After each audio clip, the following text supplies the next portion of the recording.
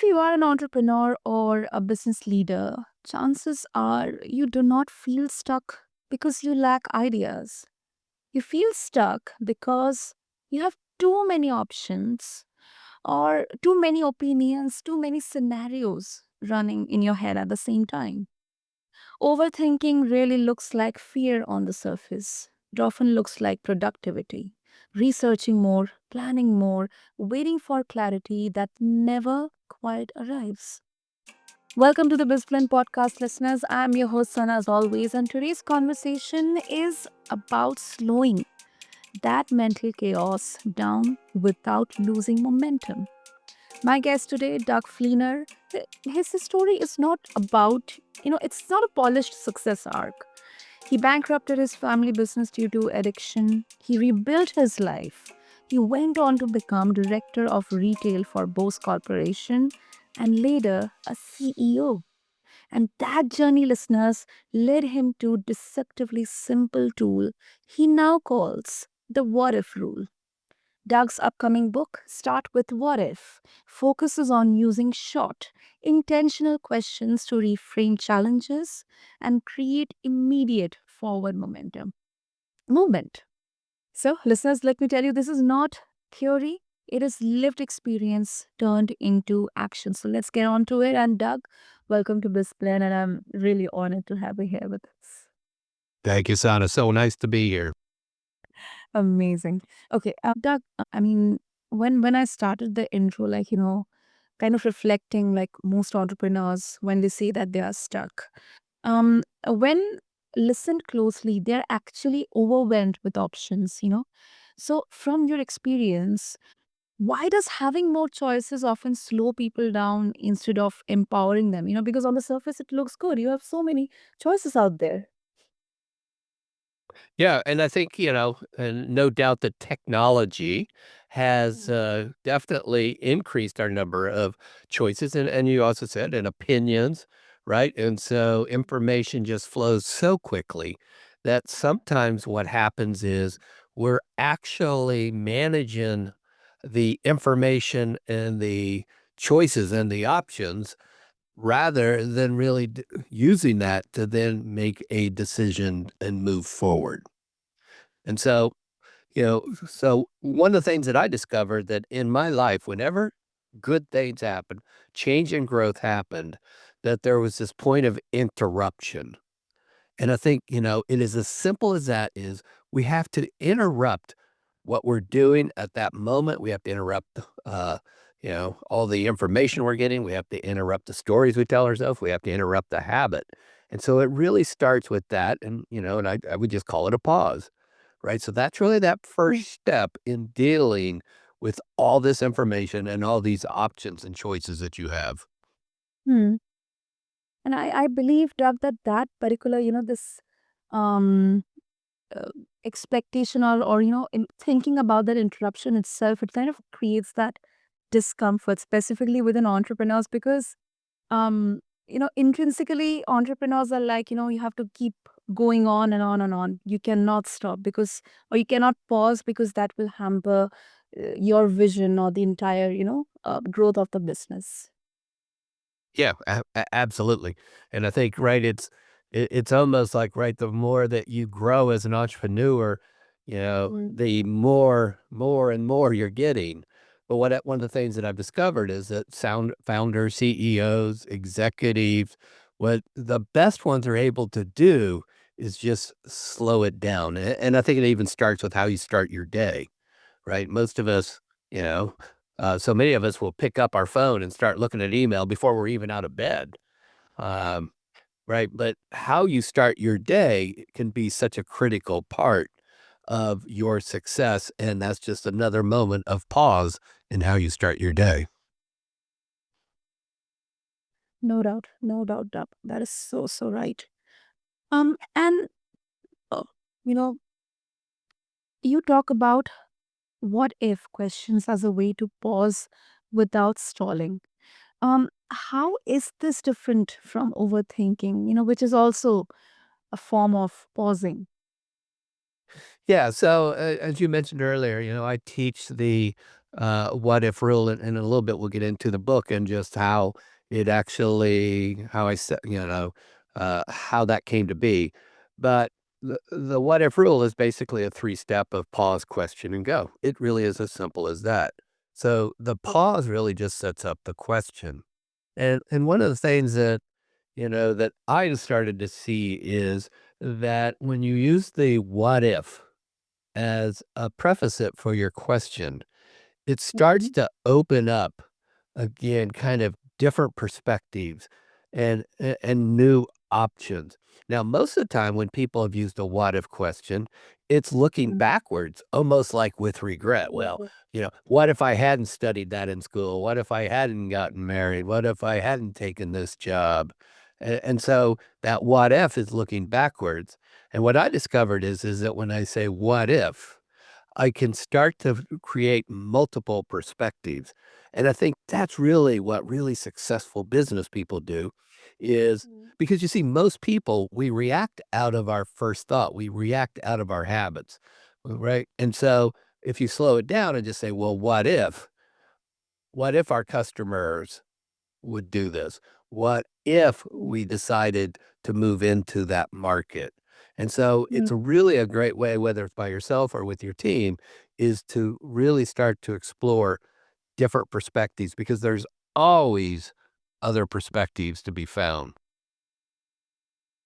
Hmm. So is it like a self introspection kind of thing, specifically around, future prospects or future scenarios that you are suggesting, Doug? Yeah, and it could be, one of the things that the what if rule and start with what if. One of the things that it works is it works in big and small. It works in business and it works in our personal life. And so a lot of times, you know, I I teach it a lot as using it to actually manage your time and manage your emotions in the day. So, when an employee interrupts you, your first reaction is, yeah, don't you can't you just do this yourself? I'm really, I'm super busy. But if you just start it with a what if, well, what if this is a great teachable moment?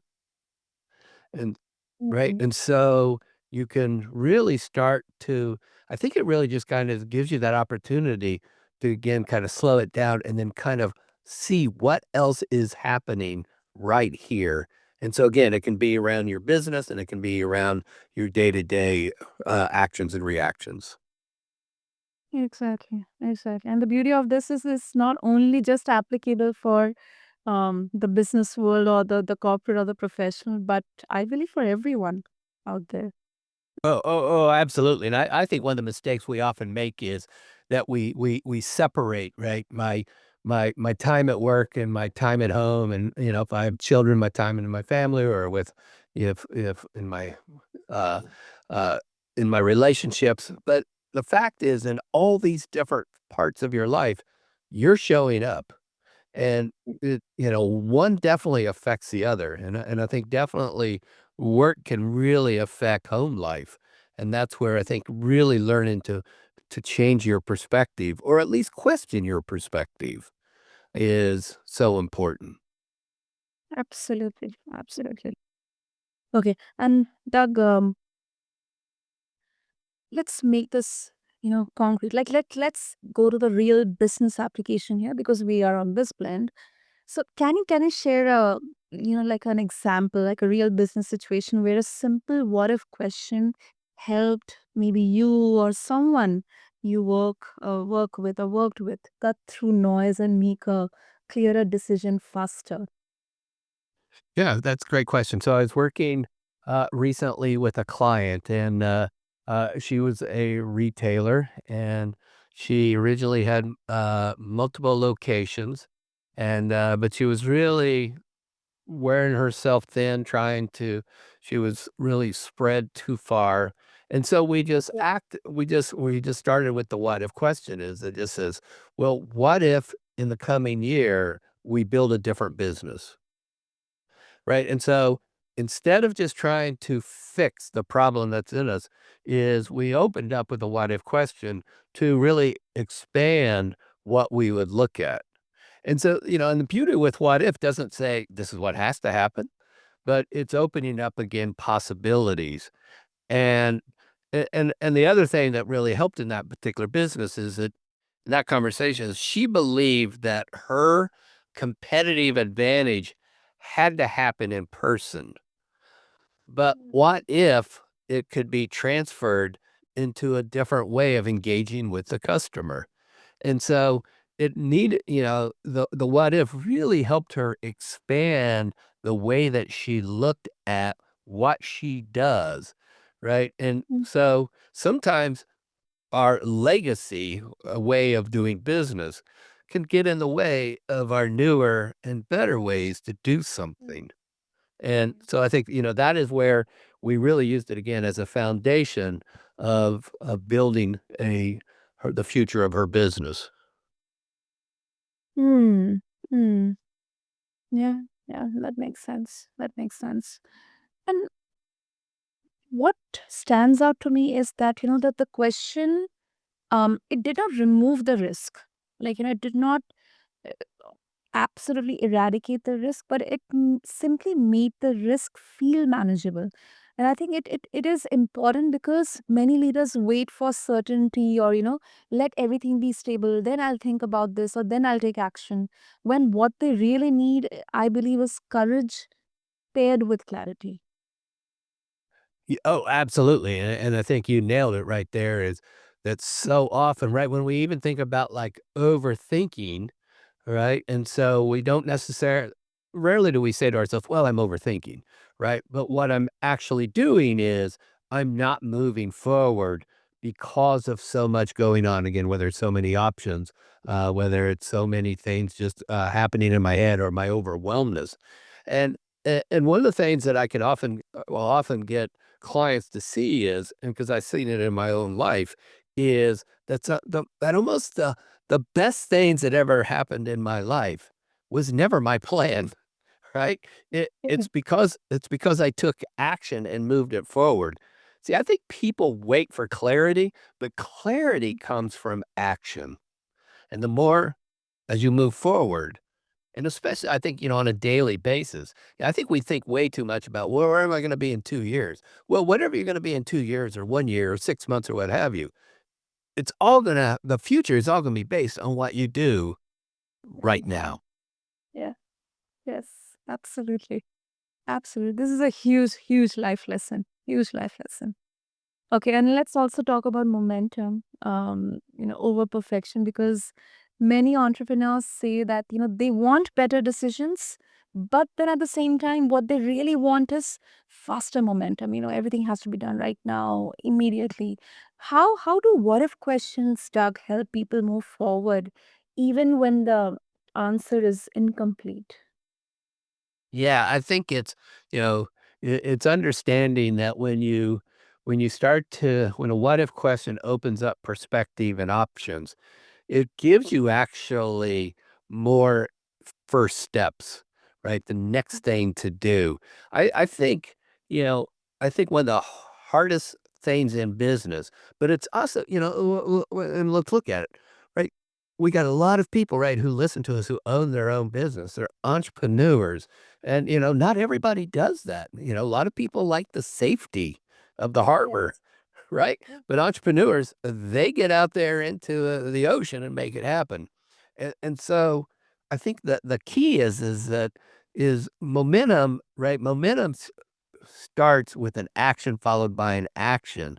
But what you can't let is the need of certainty to get in your way. Because if that was the case, then everyone could be an entrepreneur, right? I mean, right? So for me, momentum, right, is what if what if I move forward doing this or this? And so momentum again, I think is, most people, they don't really have momentum because they're so uncertain that even that first step isn't necessarily followed up by a next step. Yeah. Yeah. Uncertainty and then that fear of failure. Yeah, and for most of us, Mm. most of us, failure doesn't happen in the first few steps, right? failure, more often than not, comes from continuing to move forward in spite of the messages and the signposts that you're giving that this isn't working, right? So, your first steps and what you do today really is gonna be failure, and even followed up by that. When I was at Bose, one of the saying our division had when it was the retail division, Yeah. and I just loved it is, and I share it all the time, is that that what we always said was, "Try a lot of things, keep what works." Mm. Right, and so if you try a lot of things, keep what works, which means, right, you have a lot of failures. But, Mhm. I'll use, a sports analogy, right, that, say baseball or most sports, right, that, you fail more than you succeed and you're successful. Mm. So you have to get comfortable with failure, but to me, failure, right, it's managing risk and reward, and Mm. and then that failure isn't about something that didn't work. It's about what did we learn so that something will work. Exactly. Exactly. Ooh, super, Can I super. and let me just say one other thing. I think the other thing that happens to us is we get our own worth wrapped up into that. And that's why people are scared to fail because I don't wanna look bad. Well, that's what I love about, entrepreneurs and people who start companies because they just know that they have to take a risk and it may or may not work, but, they don't necessarily have their self-worth built into that business in that moment. Mm. Mm. I think it also challenges a deeply ingrained belief that preparation comes before movement. Like in reality, movement, it often creates the clarity, people think they need first. And I think the what if question, it seems to kind of, allow to act without pretending that, everything is figured out. You have everything sorted. Yeah, absolutely. Someone asked me once, "Well, aren't we really kinda talking about a mindset? Are we talking about framing?" And yeah, there's essence of those, but the one point that's often missing with people is that third step of the what if rule, it's go. Right? It's about what you do with it, and that's what I think what if allows you to open up your possibilities and your perspectives without committing to any particular change until you've decided, yes, it is the right thing to go on. But, Mm. you know, but I always say knowledge without information has no value, right? Yeah. And so even new options and new perspectives has no value until you take action on something. Absolutely. Absolutely. And a bit of a nuanced, kind of a pushback that I want to bring in, so that, it's not just a one-sided conversation, Doug. Some critics might say that relying on simple questions risks oversimplifying complex business problems. How do you respond to that? Great question. Mm. Well, it was Einstein that said there's brilliance in simplicity. Uh-huh. And right, and so I think uh, you know, l I don't think business is that complicated. Humans, we are terribly complicated, We are on, yeah. right? Right. So we have this tendency to overcomplicate things. Right, and so a lot of times, right, it can also be busy work, how many of us have sat in a meeting that someone did a 1-hour PowerPoint when it really was a 5-minute conversation? Are we gonna do this or not? Mm. Right? And so, and there's also the belief, right, I can build, which is harder to build, a 90-page deck to in a PowerPoint or what have you, or a half a sheet of paper that puts our whole world into that one thing right now. And so, Mm. right, so when we're able to drill it down to something more simpler, that I believe that you take the complexity out of it, that gives you an opportunity to really see things as they are. So, yeah, I would say yes. The what if rule is extremely simple, but I can guarantee you that it works. Hmm. Hmm. And I also believe, as you mentioned about, through Einstein's quote that there's a brilliance in simplicity. I think simplicity does not mean shallow. Like, even if you have loads of qualifications, everything looks good on paper, but still, um, you may be lacking some of the basic prerequisites for doing a certain work.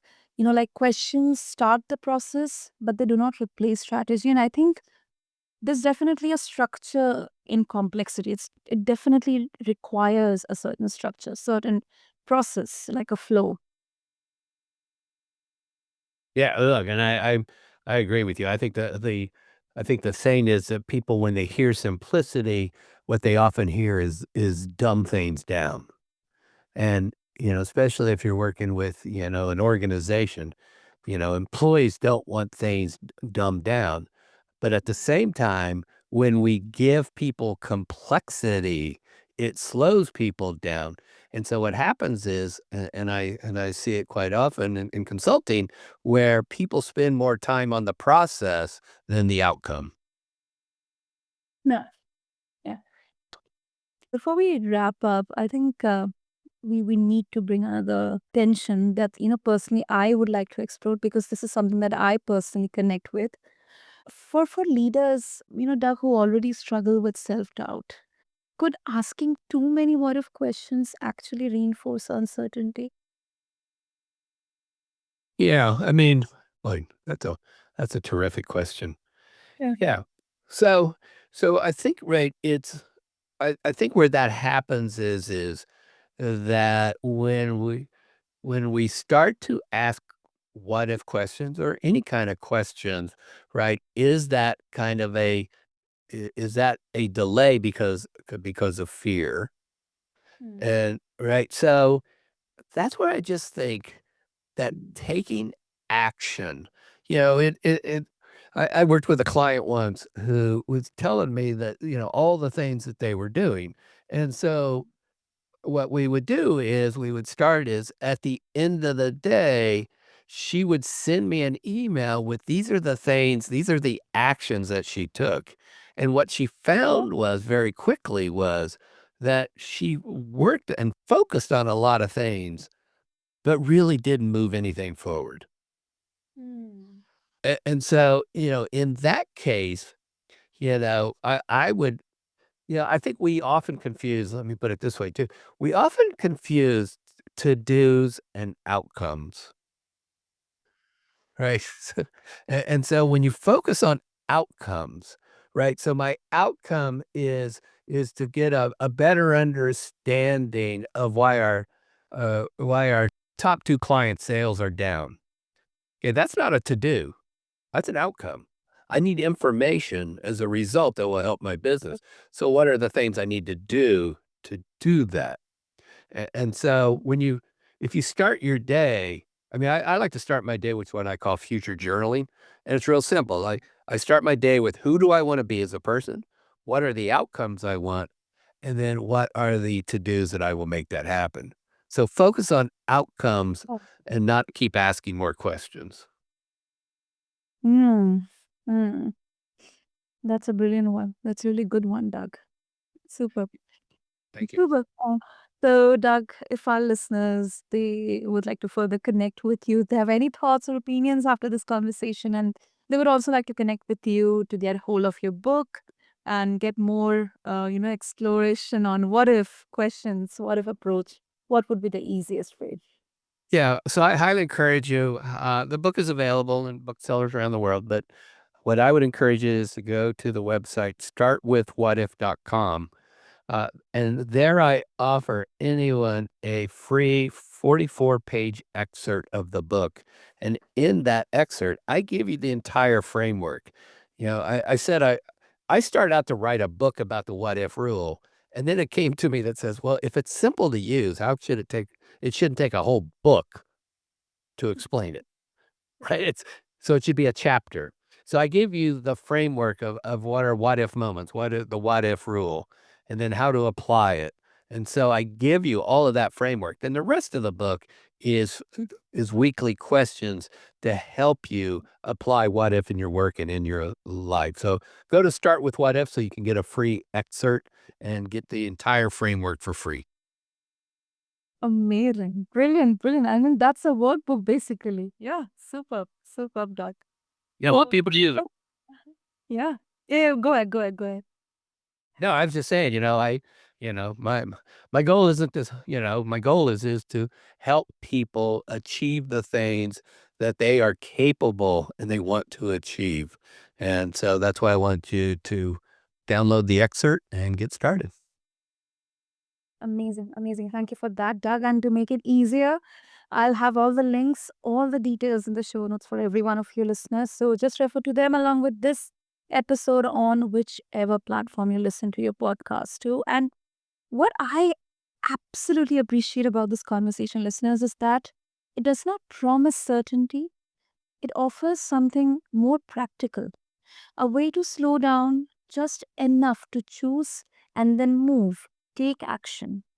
And Dirk's work reminds us that better decisions do not always come from better answers, they often come from better questions, asked at the right moment with the willingness to act on what shows up.